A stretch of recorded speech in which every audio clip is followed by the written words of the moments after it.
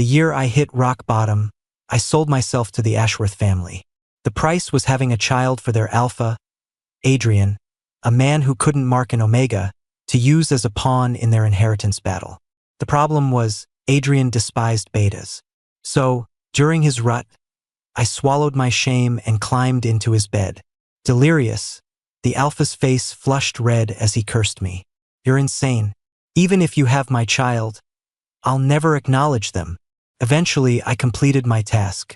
But then an omega with 100% compatibility with Adrian appeared. The Ashworths went back on their word. I was tossed aside, a useless pawn. The next time I heard my name, it was at Adrian's engagement party. The refined alpha's brow furrowed, a flicker of disgust in his eyes. That shameless beta, he said. I wish he'd just stay away from me. I froze, hiding the pregnancy test results in my hand. I gave him his wish. I didn't keep the child. I was rushing from my part-time job to the Ashworth Manor when a light snow began to fall. Icy flakes landed on my bare neck, sending a chill through me. The sky was growing dark. I picked up my pace and finally made it to the manor just before nightfall. I steeled myself. I carefully pushed open the locked bedroom door, but before I could even peek my head inside, crack! A glass cup grazed my pant leg, shattered against the door, and fell to the floor. Splintered glass sliced my ankle. A sharp, tiny sting. Get out. A raw, deep voice came from the large bed in the room. It sounded like the owner of that voice was in immense pain. In the darkness, I forced myself to stay calm, fumbling along the wall for the switch and turning on the light. Under the dim, yellow glow, a large lump was huddled under the covers. The alpha, usually so refined and cool, was a wreck. The corners of his eyes were red, and all his proud composure was gone. He looked pathetic and miserable. I deliberately avoided looking at the dark expression on Adrian's face. I walked to the bedside on my own and glanced at the container of chicken and rice on the floor, still mostly untouched. I swallowed hard and sighed. Still not eating? You haven't eaten in 4 days, and you're in the middle of your rut. Your body can't take this. Before I could finish, I heard the whoosh of something flying past my ear. He had violently knocked the food over, and rice splattered everywhere. Even with his hands and feet bound, an alpha in his rut was shockingly strong. The iron chains on his ankles scraped together with a piercing shriek as he struggled. Stop pretending to be a saint. I paused, wiped a grain of rice off my cheek, and said nothing. The alpha's bloodshot eyes scanned me from head to toe, as if he wanted to devour me whole. What the hell did the Ashworths promise you? All this ass-kissing. Leo, don't you get tired of it? When I didn't answer, Adrian turned his head and sneered. A worthless beta like you only knows how to get ahead with scummy tactics like this. His yelling made my ears ring for a few seconds. I shook my head to clear it. After a moment, I bent down to start cleaning up the sheets he had soiled. This was the 4th day of Adrian's rut. The books all say an alpha's rut usually lasts about 7 days. A few days ago, following the Ashworth's instructions, I stripped naked and climbed into his bed. It was useless. The willpower of an S-class alpha is astonishingly firm. Not only would he not let me near him, but when I tried to touch his wrist, he nearly crushed it.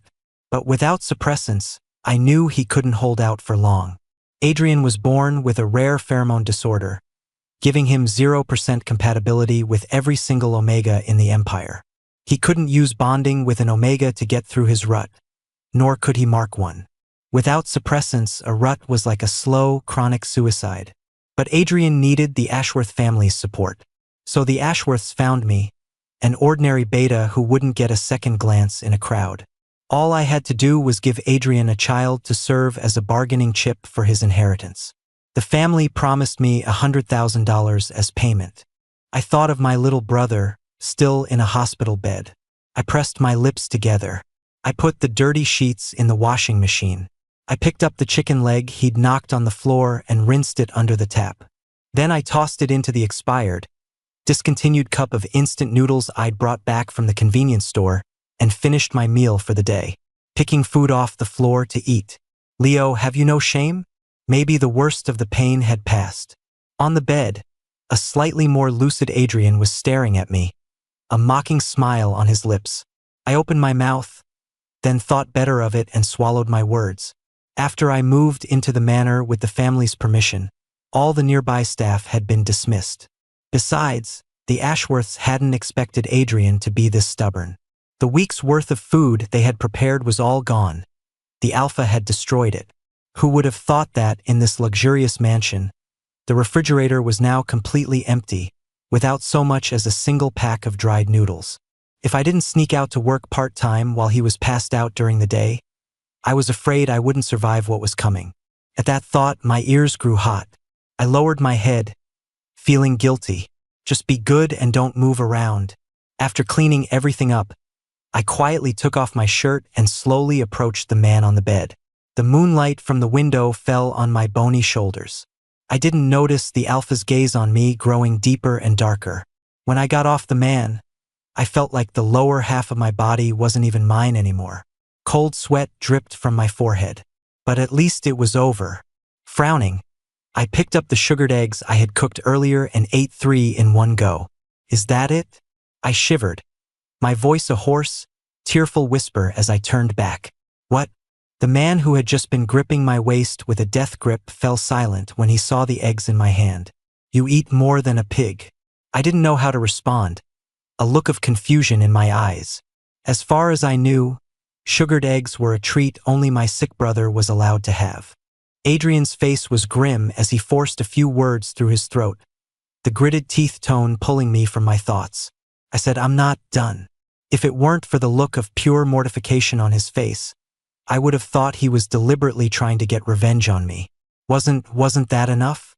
I asked weakly, my body trembling, my eyes wide with disbelief that seemed to ignite his anger. Leo, have you ever been to a health class? All alphas are like this during their rut. You were so slow, fumbling around for ages. Adrian sneered, his face contorting in pain as the veins on his arms bulged. If you don't want me to suffocate, then hurry up and untie me. I hesitated for a moment, afraid I might actually injure the Ashworth family's young master. My soft heart won out, and I untied him. The next second, the freed Alpha lunged at me. Before I could even make a sound, the violent force of his movements made tears stream from my eyes. Just take it. Adrian's voice was low and raspy, cold and devoid of any warmth. Throughout this agonizing ordeal, I cried silently. When I woke up again, I was on the sofa. The iron chain on my ankle told me that this time, our roles had been reversed. You're awake? Faster than I thought. From a corner of the room, Adrian's sinister voice sounded like a hissing snake. Tell me, who are you really? Everything was dark. I licked my dry, cracked lips, feeling the pain all over my body, and answered quietly, the Ashworth family sent me.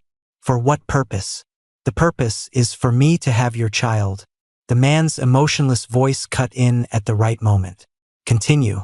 I licked my lips again, looked at my clothes, which were torn to shreds on the floor, and said in a frightened voice, they promised to pay me $100,000.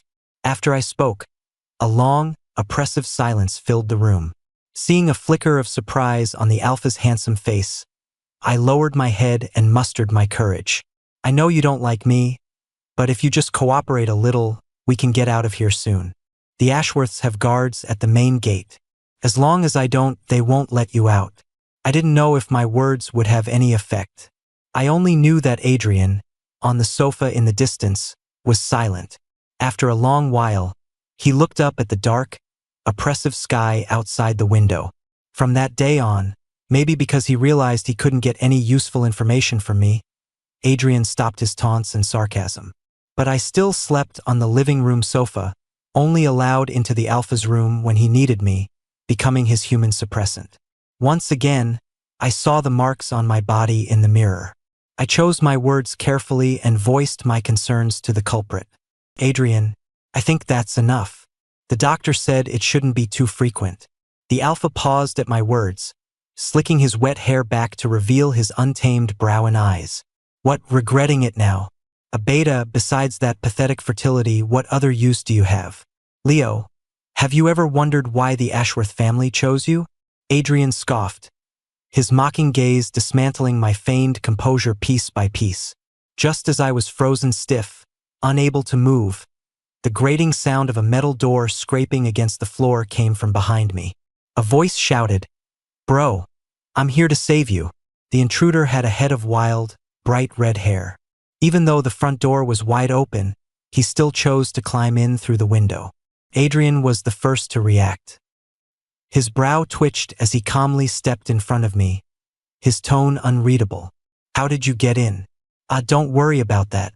Aren't you surprised to see me?"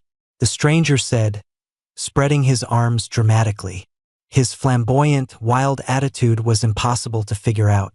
I knew this person was also an alpha. Sure enough, just as I was trying to sneak upstairs to find a room to hide in, he suddenly poked his head out and looked at me with a grin. "Adrian, is this the one the Ashworths sent over?" "Yeah." Adrian didn't even glance at me. At his words, the strange alpha scrutinized me for a few moments. Finding no amusement in my timid expression, he clicked his tongue and surveyed the house with his hands on his hips. "Looks like those old geezers at the Ashworth estate are really running out of options, sending trash like this to the table. And you, Adrian, seriously. This place reeks of your pheromones. It's making me sick. Ignore him. Ryan, did you take care of the guards outside?" "Yep. The car's right at the door." So his name was Ryan. Listening to their casual conversation, I suddenly felt a sense of unease. Was he here to rescue Adrian? But if Adrian left, how would I complete my mission? My brother was still lying in a hospital bed, waiting for the money for his life-saving surgery. For the first time in my life, I summoned the courage to call out the man's name. "No, Adrian, you can't leave." Unsurprisingly, I was met with their laughter. "Whoa, Adrian, he actually dared to tell you not to go." Adrian paused, quickly packing his things without looking up. I thought of the $100,000 I still hadn't received and suddenly bolted for the door, intending to shout for help to stop them. But the moment I moved, the alpha, as if anticipating my move, grabbed my wrist with a crushing grip. I was thrown hard onto the sofa. My chin was seized, forcing me to meet the man's dark, cold eyes. Adrian disgustedly flung away the hand that had touched me. "TSK. Such a good little dog for the Ashworth family. What do you think they'll do to you after I'm gone? A beta like you, what makes you think you'll be allowed to have my child? Leo, you're just a pawn, too." He patted my cheek, a cold smile curling on his lips. I lay stunned on the sofa, my face deathly pale, with no strength left to call for help. Then, out of the corner of my eye, I saw Ryan muttering over a piece of paper in his hand. "Adrian, this guy really did sign a contract with those old men. Whoa, he doesn't know this kind of contract is worthless, does he?" As Ryan spoke, he shot me a gloating look. By the time I realized what was happening, it was too late. I watched him open the window and fling the papers in his hand into the air. The white sheets fluttered everywhere before landing in the swimming pool, sinking to the bottom of the glittering water. "No!" I lunged forward, reaching out blindly, trying to save them. Then I scrambled downstairs like a madman and jumped into the pool, trying to fish the papers from the bottom. But I couldn't swim. The water flooding my lungs made me choke, tears and snot streaming down my face. "What the hell, is he brain damaged or something?" Ryan stared, dumbfounded, then burst out laughing at the ridiculous sight of me choking on water. "It's only $100,000. Hasn't he figured out he's been scammed yet?" Adrian gave me a complicated look but said nothing. I was the only one flailing in the pool like a clown. The wind blew, and my wet clothes clung to my body, chilling me to the bone. Finally, Adrian put a stop to the farce. He walked to the edge of the pool and crouched down, tossing a life buoy at me. "Idiot, get out yourself. I'll take you with me." A flicker of light appeared in my desolate eyes. I desperately clung to the floating buoy, forcing a few barely audible words from my raw throat. "Really?" Through the messy, wet hair plastered to my forehead, I looked up at the clean, neat man on the edge of the pool. Adrian's brow twitched, and he gave a chilling smile. "Yeah." After that, Adrian locked me in a strange rental apartment. My only food was what the Alpha brought back during his hurried visits. Adrian was always busy. I never saw him during the day, and even his friend Ryan never showed up again. I had a feeling they were plotting something big, something I wasn't allowed to know. "When can you let me out?" I asked weakly from my corner. Adrian, who was fiddling with a communicator at the desk, looked up. His gaze lingered on my face, which had grown thinner. "What?" He looked away and clicked his tongue. "Can't stand it already? What did you do to me back then?" I lowered my head and looked at the worn red string on my ankle, twisting it. "Can I at least make a phone call? We've been out for so long, and I haven't told my mom I'm okay." A black box was tossed onto the bed. I picked it up excitedly and saw it was a satellite phone. My fingers expertly dialed a familiar number. I clutched the phone, glanced at the cold-faced Adrian, and turned away. My anxious heart leaped into my throat when I heard a familiar voice on the other end. A hesitant, youthful voice spoke. "Bro?" Before the joyful word could escape my lips, the phone was snatched away on the other end, and my mother's high-pitched, excited voice rang out. "Leo? Is that Leo? You little bastard, you've gotten too big for your britches. Haven't you? Why did it take you so long to call?" I just stood there holding the phone. A torrent of accusations rained down on me. "Let me ask you, why hasn't the money from the Ashworths come through?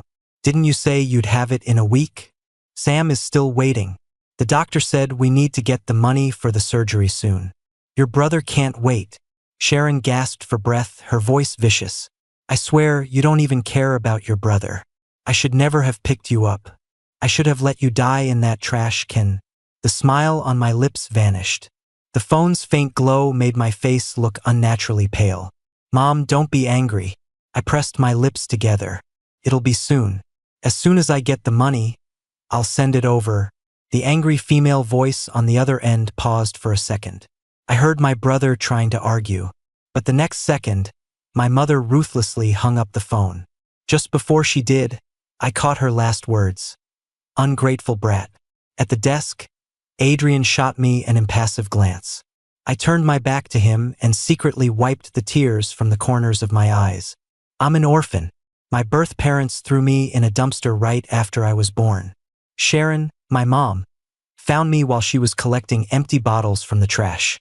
If it weren't for her, I probably would have died in that cold winter. I also have a younger brother, Sam. He was Sharon's son with a drunk, but the drunk had bad luck.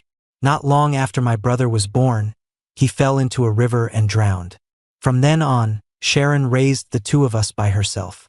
On my 18th birthday, when I presented, I became a beta. But Sam wasn't so lucky.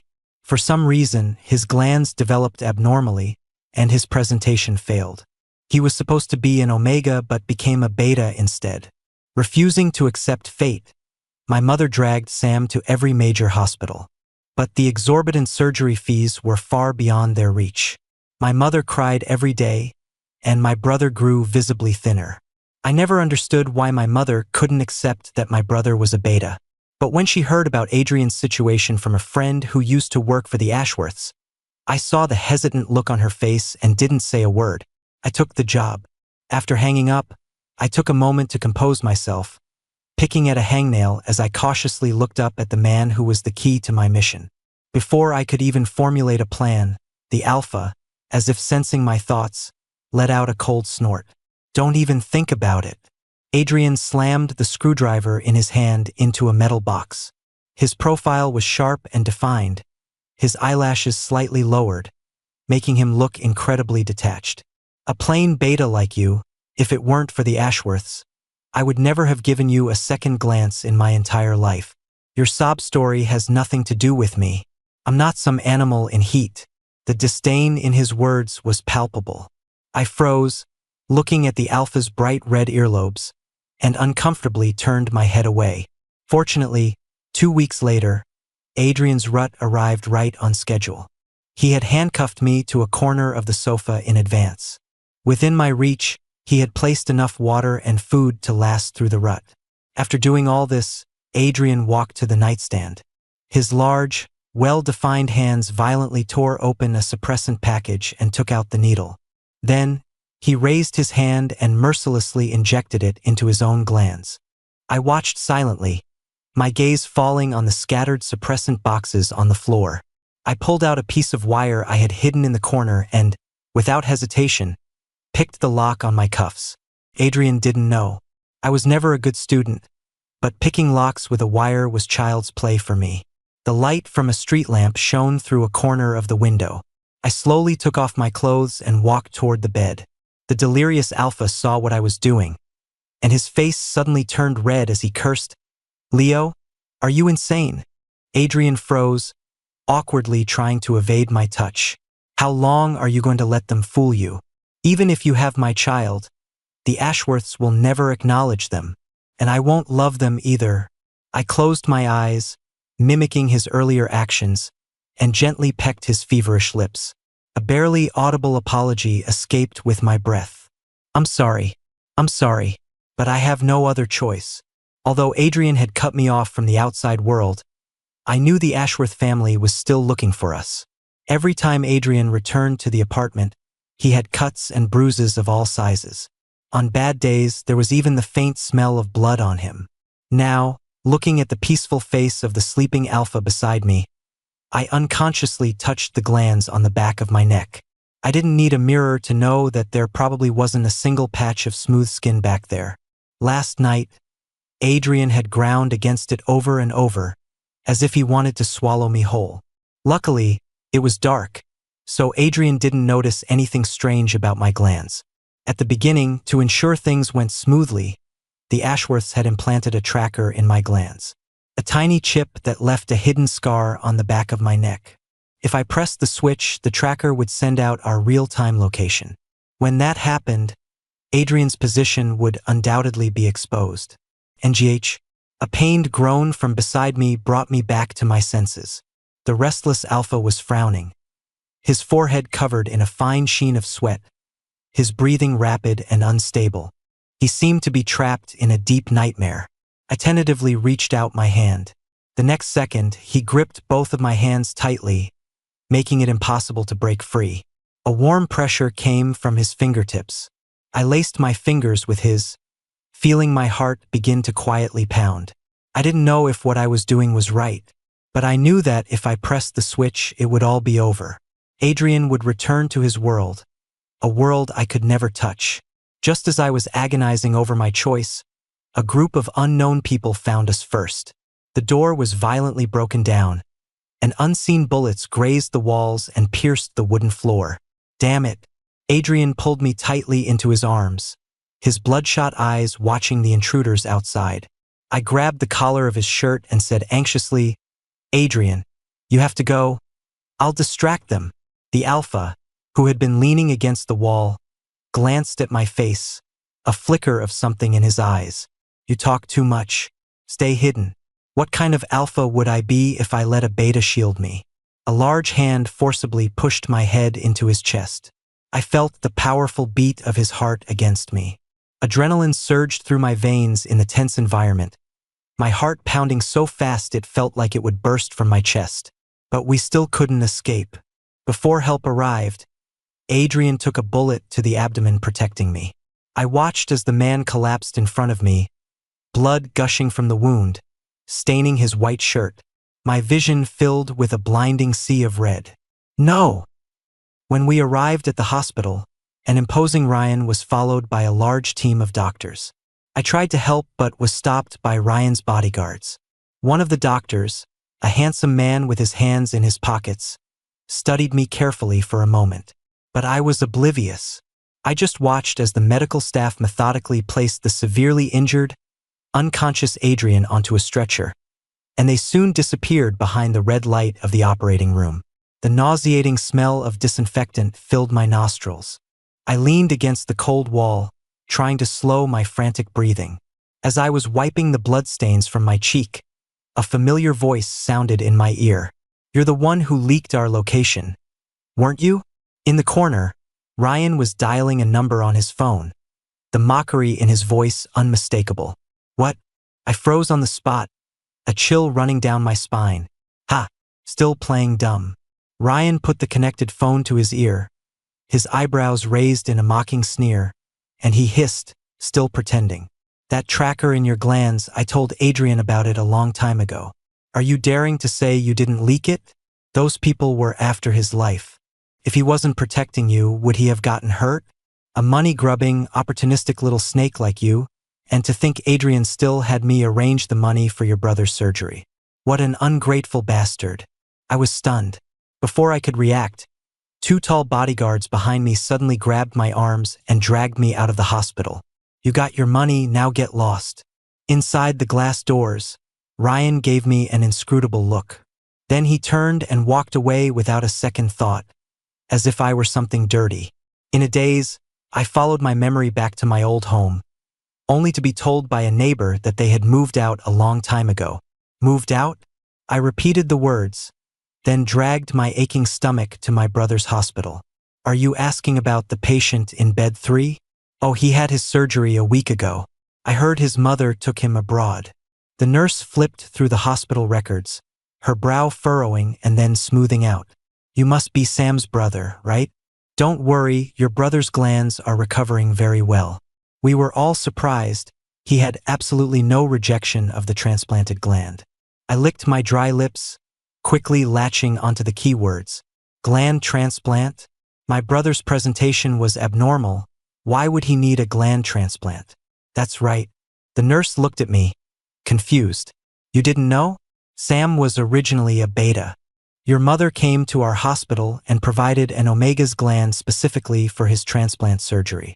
I swallowed hard, trying to grasp at something intangible. The pain in my stomach was getting worse, as if something was struggling inside. I dug my nails into my palm, but before I could ask my question, the nurse's worried face spun in my vision. The whole world was spinning, getting blurrier and blurrier until I lost consciousness completely. Help! This gentleman has fainted. When I woke up again, the first thing I saw was the pure white ceiling of the hospital. I turned my head to look at the 4 in my right hand and struggled to sit up. Just then, the nurse who had helped me earlier pushed the door open. You're awake? How are you feeling? You're a beta, so you need to be extra careful during your pregnancy.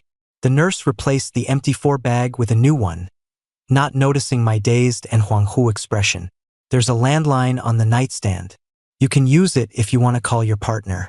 Remember to press the call button if you need anything. After giving her instructions, she quietly left the room. The room was suddenly so quiet you could hear a pin drop. I slowly picked up the phone and dialed my mother's number over and over. We're sorry. The number you have dialed is not in service. Please check the number and try again. Tears dripped onto the clean sheets, creating a small, dark patch. I buried my head in my arms and hugged myself tightly, my shoulders shaking silently as I held back my sobs. The year I presented at 18, I was hospitalized once. When I woke up, my mother gently stroked my face, a smile on her face that I had never seen before. I always thought I was a beta, but the doctor's words told me I might be a disabled omega whose gland had been taken. A thought struck me. I forced myself to calm down and, with trembling hands, called the Ashworth family. Luckily, they answered. I need to speak to Adrian. I have something to tell him. I wanted to tell him I didn't betray him. The person on the other end of the line sneered. Dream on. Adrian is probably busy with his omega right now. He wouldn't have time for you. I'd advise you not to make trouble for yourself. The Ashworth family has found an omega with 100% compatibility with Adrian. Whether you're pregnant with his child or not, you're not needed anymore. The money has been transferred to your account. Don't contact this number again. Beep, beep, beep. A 100% compatible omega? I stared blankly as I put down the receiver. My left hand rested on my lower abdomen, and I felt a wave of confusion. What am I supposed to do now? And what about my child? A month later, news of the marriage between Adrian Ashworth, the eldest son of the Ashworth family, and the youngest son of the Smith family spread across the galaxy. They were said to be the first couple with 100% compatibility. To witness this union, anyone was invited to the engagement party. I still remember it was a particularly beautiful day. The incessant, damp rain of the past few days had finally cleared up. I blended into the crowd, listening to the chatter around me. Hey, I thought the Smith family's son just returned to the country not long ago. How did he get involved with Adrian Ashworth? Someone gossiped, holding a glass of champagne. I pricked up my ears, a sudden, unbearable ache in my chest. You don't know that? The person was surprised, nudging their friend's elbow with a conspiratorial wink. The Ashworth heir being attacked was all over the news a while ago. I heard that the Smith heir happened to be Adrian's attending physician at the time. Phenomenal attraction. They probably hooked up in the hospital. Whoa, that's juicy. Getting the reaction he wanted, the person chuckled. Then he saw something and quickly lowered his voice. Okay, stop talking. They're coming out. I paused, took a half step back to make sure I was completely inconspicuous in the crowd, and then dared to let my gaze silently settle on the newcomer. Adrian, in a sharp suit, stood tall among the guests. Beside him was an Omega in a pure white suit. The crowd erupted in cheers and congratulations. Adrian's eyelids were slightly lowered, a polite smile on his flawless face. When his unignorable gaze swept in my direction, I quickly lowered my head, my hands nervously tugging at the hem of my shirt, trying to hide my slightly protruding belly. Suddenly, amidst the chaos, I heard my own name. Adrian, I heard your family found a beta for you. Where is he? Don't tell me you've hidden him away. Our dear Evan is very possessive, you know. Can't stand even a speck of dust in his eye. A young woman joked with Evan, but her eyes were on the handsome young alpha. I stood on my tiptoes, biting my lip, a sense of tension and anticipation I hadn't even realized I was feeling. In a pocket of hushed silence, I saw Adrian frown, a flash of disgust in his eyes. That shameless beta. I wish he'd just stay away from me. He gave a lazy smile. Otherwise, I don't have that many lives to spare for his betrayals. Hearing Adrian's words, I froze, my limbs going numb. The young masters and ladies around them burst into loud, supportive laughter, seemingly amused by the refined alpha's crude language. Ha ha ha ha. He's right. Shameless.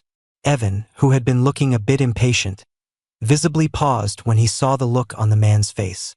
He took a step forward and gracefully linked his arm with Adrian's. All right, it's my engagement party, and you all just have to make trouble for me. Let's not talk about irrelevant people and things. The hecklers quickly apologized, but the apology was superficial, hiding a subtle mockery and a desire to watch the drama unfold. I lowered my eyes, looking at the pregnancy report folded into a small square in my hand.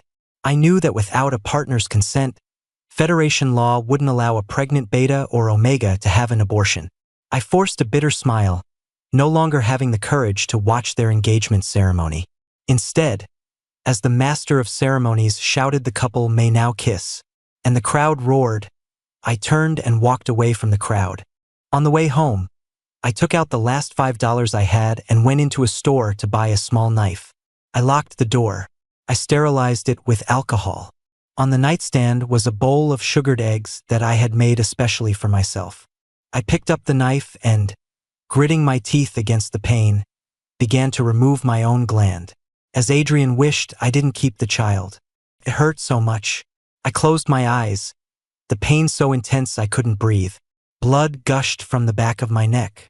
I could feel my body temperature slowly dropping. With the last ounce of my strength, I tried to reach for the bowl beside me. But the next second, my hand lost its strength, and I knocked over the sugared eggs. The sweet, metallic-smelling liquid spread across the small space. I dipped my finger in the gritty mixture and brought it to my lips. So sweet, my consciousness began to fade. In the last second before I passed out, I remembered Adrian's tense jawline, the flicker of disgust in his eyes. I'm sorry, I whispered in my heart. I'm sorry, I didn't betray you. Then I closed my eyes.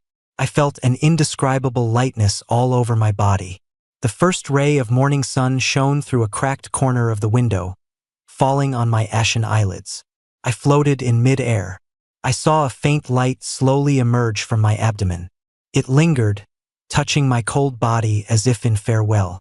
Finally, it faded, dissipating along with the motes of light floating in the air. He whispered, "I'm sorry, Bobby."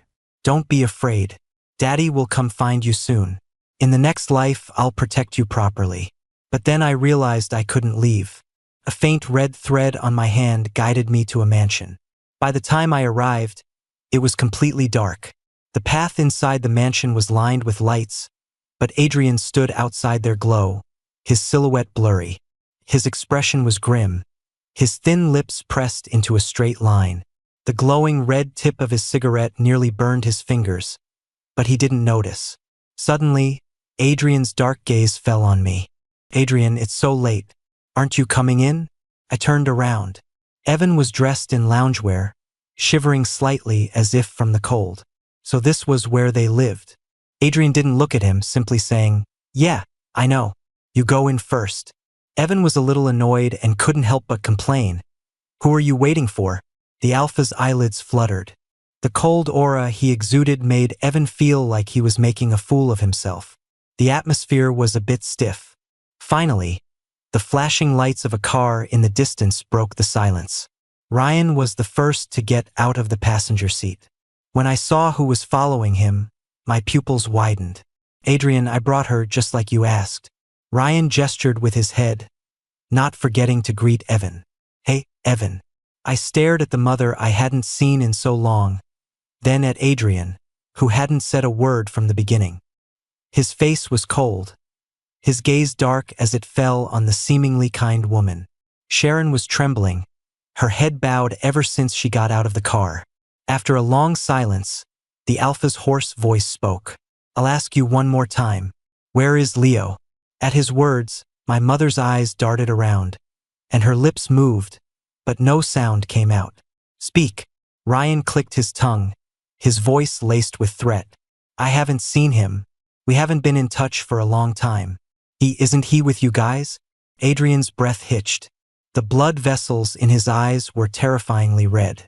The next moment, the man's powerful alpha pheromones pressed down, causing everyone present to grimace in pain. "Tell me the truth." The woman, already scared out of her wits, immediately dropped to her knees in submission, her voice trembling with fear. "I'm not lying.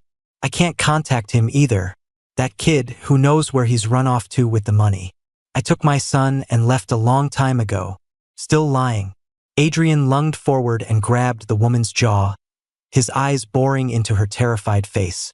"The money for Sam was sent to your bank account. How would he have any money?" Adrian let go, his rarely angered face growing even darker. He nodded at Ryan. "Take her away. Get the truth out of her." Hearing the woman's screams, Evan wrung his hands anxiously.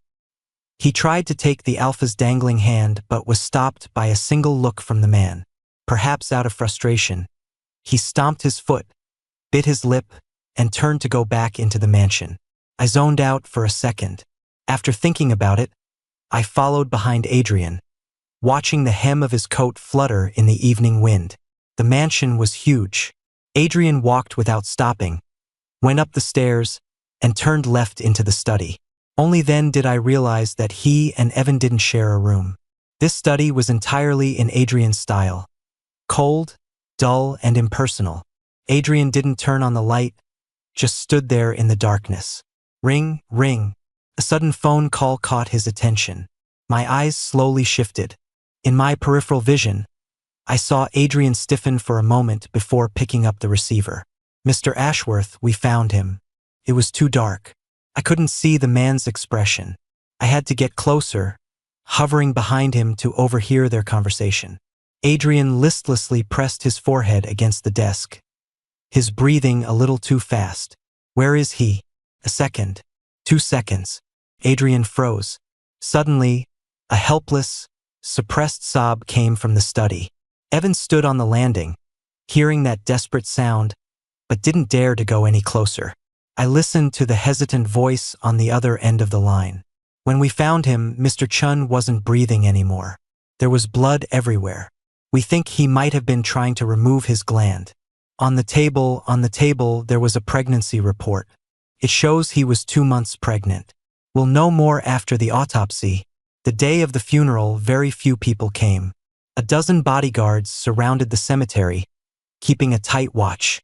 Adrian looked at the young man on the tombstone and said with a faint smile, "I was too late, wasn't I?" He stood there silently. After a moment, he bent down and gently placed a bouquet of flowers in front of the headstone. In front of him were two graves, one large and one small. I looked at the picture of my own young, shy face. I suddenly felt a wave of emotion.